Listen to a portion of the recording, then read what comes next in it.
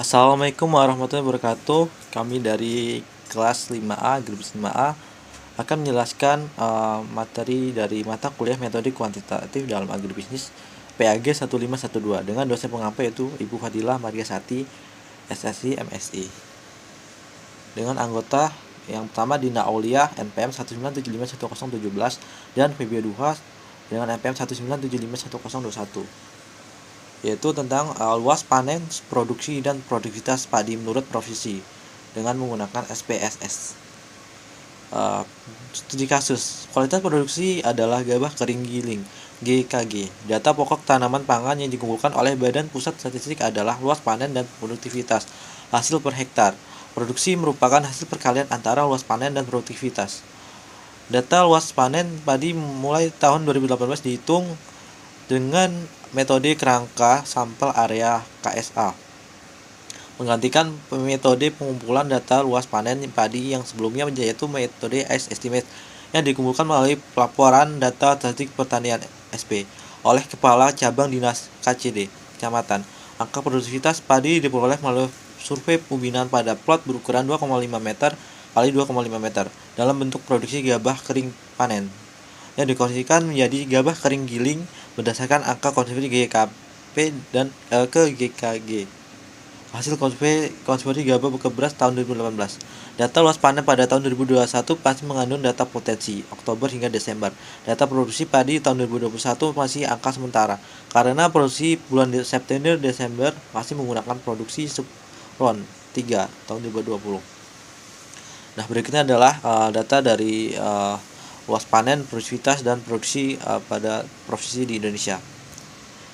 Untuk pada penggunaan regresi linear berganda dengan SPS, yang pertama kita membuka dulu SPS-nya, kemudian masukkan datanya, dan klik analyze, kemudian regression dan linear. Masukkan variabel dependen dan independen. Untuk independennya yaitu luas panen, dan independen yang kedua yaitu produktivitas, dan dependennya adalah produksi. Kemudian bisa dilihat hasilnya dari regresi. Kemudian explore, kita klik analyze, kemudian deskriptif statistik, dan explore, dan masukkan variabel dependen yaitu produksi, yang kemudian independen yaitu produktivitas dan luas panen. Baiklah, selanjutnya yaitu dapat kita lihat pada layar terdapat case processing summary. Under Z residual valid pada nilai N yaitu 35 dan dengan persen 81,4%. Dengan missing N sebesar 8 dengan persen 18,6%. Dengan total N sebesar 43 dan persen 100,0%. Kemudian deskriptivis dapat kita lihat pada tabel under set residual mean sebesar 0, kemudian dengan median min 58225,6174 dengan minimum sebesar min 263129,160 dengan maksimum 7067,9787 dengan rank sebesar 8701971,1389. Kemudian dengan skewness sebesar 1,571 dan kurtosis sebesar 2,276. Selanjutnya test of normality. Pada test of normality pada tabel ini, statistik sebesar 169 dengan DF35 dengan SIG 0,013, statistik 838 dengan DF35 dan SIG 000.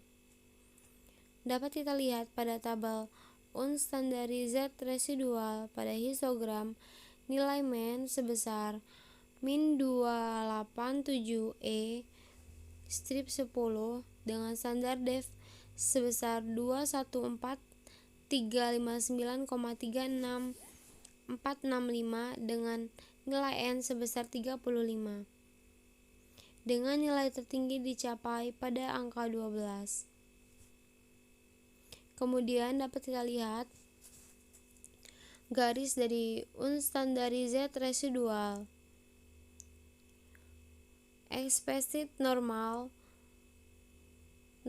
Kiki plot of unstandarized residual.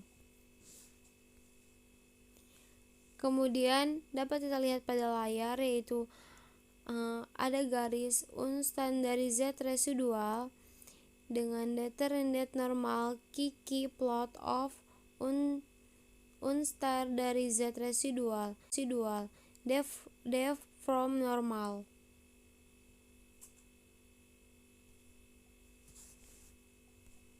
Selanjutnya dapat kita lihat unstandarized residual mencapai titik 15, 14, 17.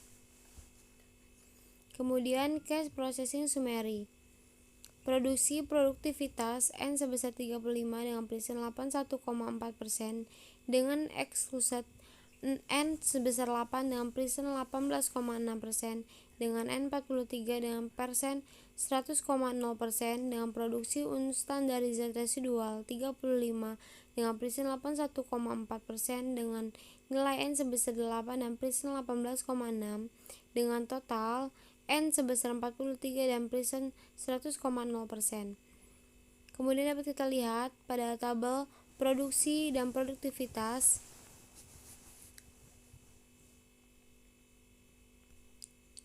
Kemudian pada tabel tersebut menghasilkan total sebesar 3158263,965 dengan nilai N sebesar 35 dan standar deviation sebesar 90462253,993. Baiklah, sekian presentasi dari kami akhiri. Wassalamualaikum warahmatullahi wabarakatuh.